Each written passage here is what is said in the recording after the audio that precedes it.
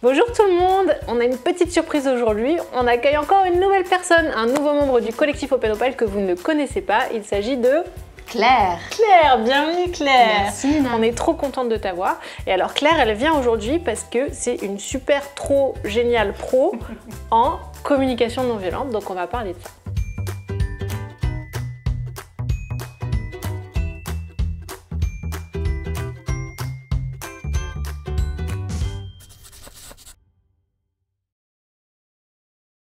Bon, du coup, la CNV, c'est assez vaste. Il y a peut-être des gens qui ne savent pas de quoi on parle là. Donc, première question, comment est-ce que tu définirais ça? C'est quoi pour toi la CNV? Comme tu le dis, effectivement, la CNV, c'est quelque chose d'assez vaste. On peut voir juste l'outil, en 4 étapes qu'on déroule, mais on peut voir aussi toute la philosophie de vie qui va avec, qui est une vision du monde, une manière d'appréhender l'humain et d'interagir avec. Donc c'est pas forcément toujours, moi je me souviendrai toujours de la recette magique, quand il se passe ça, je réagis comme ça, donc j'ai besoin de... Donc ça c'est un petit peu le cadre, peut-être on pourrait donner un exemple à ceux qui nous regardent d'une solution, enfin d'une situation traitée en communication non violente et puis après la décliner sous la forme d'une demande ou... On peut, mais effectivement comme tu le dis, ça c'est un peu l'espèce de recette miracle. Tout le monde a envie d'avoir des recettes miracles, se dire en 5 minutes j'ai compris la communication non violente et ça va changer ma vie. C'est un peu plus compliqué. C'est-à-dire que si je vais voir quelqu'un avec la recette miracle, mais que derrière mon intention c'est que la personne elle fasse ce que je lui demande, ça marche pas. Et moi la communication non violente, j'ai découvert comme ça. Ça veut dire j'avais un ami qui faisait de la communication non violente et qui venait voir « Ah Claire, tu sais, quand il s'est passé ça, moi ça m'a déclenché de la tristesse parce que mon besoin d'intégrité n'était pas rempli, est-ce que tu pourrais faire ça à ma place ?» Et donc moi, de manière très violente en fait. Et puis surtout moi au début je disais « Ah bah oui mon pauvre, tu souffres, bah bien sûr je vais t'aider ». Et au bout de 3-4 fois je me disais « Mais quand même il y a un truc très bizarre qui se passe, c'est qu'il dit les bons mots donc j'ai envie de dire oui mais intérieurement ça commence à dire non. Mais je sais pas comment je peux dire non à quelqu'un qui est en souffrance en face. » Et on n'est plus amis aujourd'hui. Tu vois, donc c'est... Et donc, du coup, comment t'en es venue là? Comment t'en es arrivée à découvrir ça et à approfondir autant? Alors moi, au début, c'était un livre qui s'appelle « Cessez d'être gentil, soyez vrai », qui parlait notamment des 4 étapes. Et à l'époque, je me sentais très démunie parce que je me rendais compte que j'arrivais pas à exprimer mes sentiments. Donc je voyais des scènes, ça m'enrageait, mais je savais pas faire plus. Donc j'étais assez démunie et l'outil, je n'arrivais pas à l'utiliser. Et puis après, j'ai commencé à rencontrer des personnes qui utilisaient l'outil pour obtenir ce qu'elles voulaient. Et donc je me disais, mais cet outil, c'est horrible en fait, ça me met dans une situation où déjà que j'ai du mal à dire non, là j'y arrive plus du tout et je sais pas faire. Donc c'était un peu compliqué. Et puis après, j'ai commencé à faire quelques stages où j'ai mieux compris que ça parlait de moi, que ça me permettait d'apprendre à mieux communiquer à l'autre ce qui se passait en moi, etc. Et j'ai commencé à vraiment le pratiquer dans ma vie. Du coup, tu parlais de stage, comment tu t'es formée? Moi, j'ai fait 2 stages. Et après, ça a été beaucoup de la pratique. Et il y a notamment un livre qui m'a beaucoup aidée. C'est un conte qui s'appelle « Les 7 graines de lumière dans le cœur d'un guerrier ». Wow, et en fait, c'est un conte initiatique où il y a un personnage qui est dans le cadre d'une guerre et qui doit trouver des moyens de dénouer le conflit, sachant que la violence ne fonctionne pas.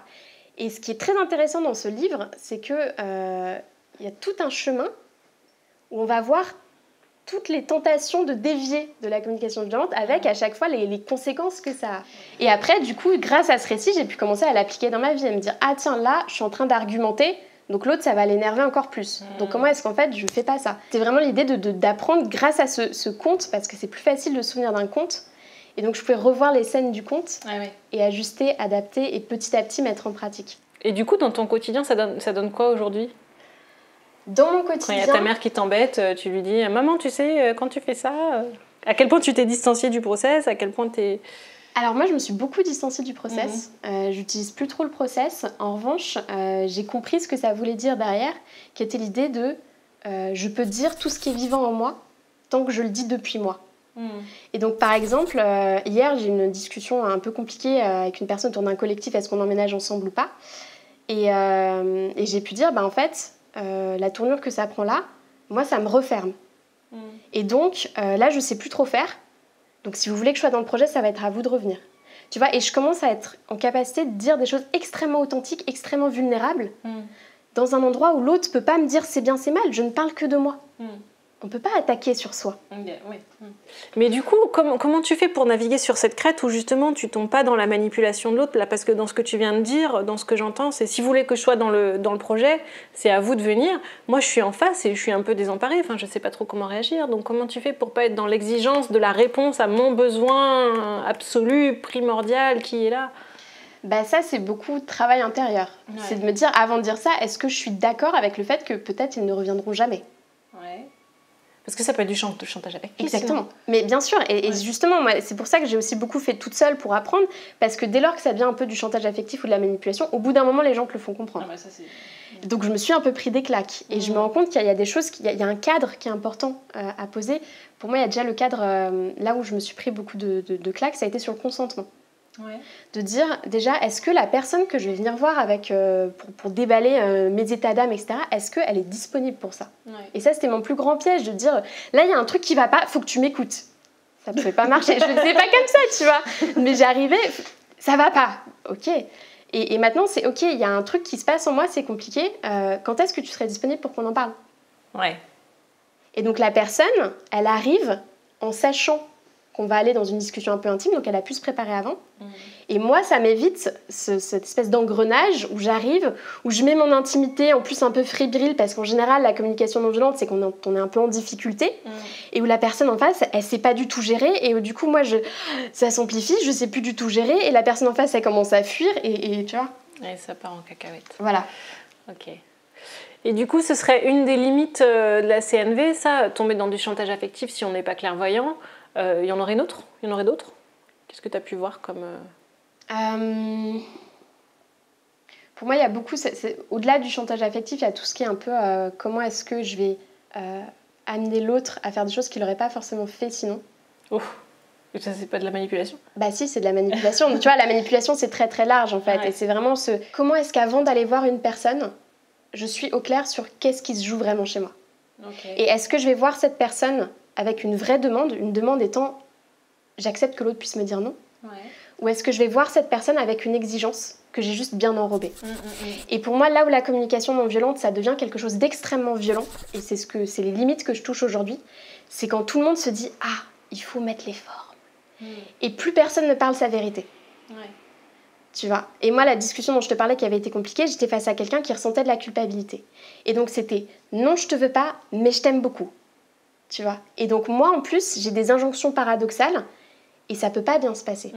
Du coup, quel conseil tu donnerais à ceux ou celles qui ont envie de s'y mettre, de commencer? Qu'est-ce que tu leur dirais? Moi, j'avais trouvé que le livre de Marshall Rosenberg était vraiment beau parce qu'il amène justement cette philosophie. Au-delà de l'outil n'est qu'une petite partie. Et il explique vraiment comment est-ce qu'on prend soin du lien, comment est-ce qu'on va aller comprendre l'autre. Parce qu'au final... je peux parler un peu du paradigme de la communication non violente, c'est l'idée de dire, dans le fond, tous les humains sont bons, tous les humains ont des besoins similaires. Simplement, on a tous un vécu différent qui fait qu'on a des filtres qui ne sont pas les mêmes et donc on interprète le monde différemment, on réagit différemment au monde et parfois même les mots qu'on utilise ne veulent pas dire la même chose. Et donc la communication non violente, c'est sortir de j'ai raison, j'ai tort. Donc si l'autre n'est pas d'accord avec moi, catastrophe, il faut que je le convainque. Et dire, ok, là l'autre n'est pas d'accord avec moi, qu'est-ce qui se passe chez lui? Et d'ouvrir ce je m'intéresse à l'autre. Et une fois que l'autre se sent compris, naturellement il a envie de me comprendre. Ou pas, mais dans ce cas c'est qu'il n'est pas disponible pour ça et c'est ok. Et donc c'est quelque part enlever toutes les couches de réaction, toutes les couches de personnalité en fait, qui font qu'on est ce qu'on est, qu'on réagit de telle ou telle manière, qu'elles viennent de notre histoire psychologique ou de notre culture, notre éducation ou même de dispositions qui peuvent être inhérentes à la génétique, j'ai envie de dire. Enlever tout ça pour retourner en lien d'humain à humain sur les besoins de base qu'on a, sur les choses en fait qu'on a en commun, quoi. Et c'était enlever tout ce caca là au milieu pour revenir au cœur des deux essentiels qui essayent comme ils peuvent de traverser la vie, quoi. Et moi je vois par exemple dans ma relation de couple, la communication non violente, ça permet d'avoir des situations un peu tendues qui pourraient être des disputes où en fait on est assis côte à côte et presque on chuchote. Tu vois, parce que on est sorti de ce truc de c'est ta faute ou ça va pas, j'amplifie, parce que quand on crie, c'est qu'on se sent pas entendu. Une personne qui devient violente, c'est une personne qui a juste tellement pas trouvé les moyens de se faire entendre que ça, c'est son dernier ressort. Et face à une personne violente, on aurait envie de dire genre « Ah non, là, t'es violent, attention, non ». Alors qu'à l'inverse, ils vont dire « Ok, je m'assieds, je t'écoute, qu'est-ce qui se passe ?» Et laisser la personne déballer. Et naturellement, une fois que ça s'est déballé, il se passe autre chose. Ouais. Ça m'interpelle ce que tu dis, parce que je suis du genre à m'énerver très facilement. Il y a peu de gens qui le savent, mais ceux qui me connaissent un peu personnellement ont pu me voir m'énerver. Enfin, je peux vraiment partir comme un volcan. Toi, tu as un tempérament qui est plutôt comme ça à la base, ou tu as plutôt un tempérament calme? Alors moi, à la base, c'est intéressant. Moi, il y a eu beaucoup de tabous sur la colère quand j'étais petite. Ouais. Et du coup, j'ai un tempérament intérieurement assez explosif, mais je ne peux pas le montrer. Parce que moi, petite, j'étais asthmatique, donc j'avais une crise de colère, je finissais à l'hôpital.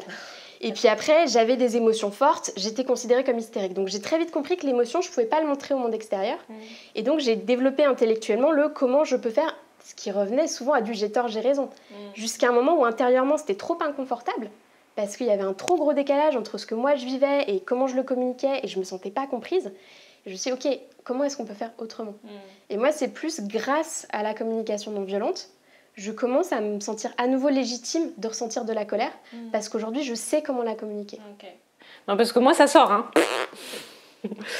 Bah, donc du coup, je m'autorise à la faire sortir avec des personnes, je sais que je pourrais rattraper le coup après, quoi, mais je me dis, waouh, le chemin, il est tellement loin, plus jamais faire ça, mais j'arriverai jamais, quoi. Comment je pourrais faire? Bah, c'est pour ça, tu vois, dans le conte dont je parlais tout à l'heure, ce qui est hyper intéressant, c'est qu'ils te disent qu'il n'y a pas besoin que les deux sachent le faire.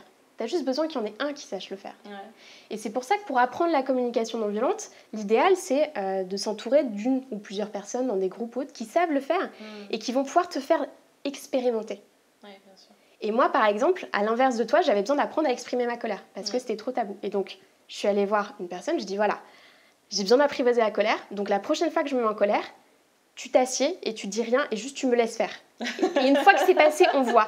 Mais et pour moi, la sécurité de savoir, je peux le faire. Cette personne, elle est là, je l'ai prévenue avant, donc elle sait, elle va pas me juger.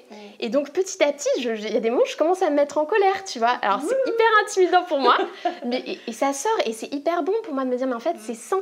Ça veut dire qu'au lieu de passer, avant je passais des semaines à essayer de rattraper des trucs, à me dire genre là ça va pas, comment je peux faire comprendre à l'autre que là ça va pas.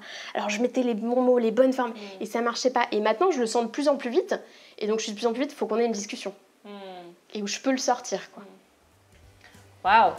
Bon bah c'est passionnant tout ça, on va s'arrêter là pour aujourd'hui parce qu'on va pas les garder non plus 3 heures, même si on aurait envie, hein. Merci beaucoup pour tout ça, Claire, ça m'a vraiment beaucoup éclairé sur plein de choses, j'espère que vous aussi. Si ça vous a plu, comme d'habitude, le petit pouce et on se revoit à la prochaine. Bye bye! Salut!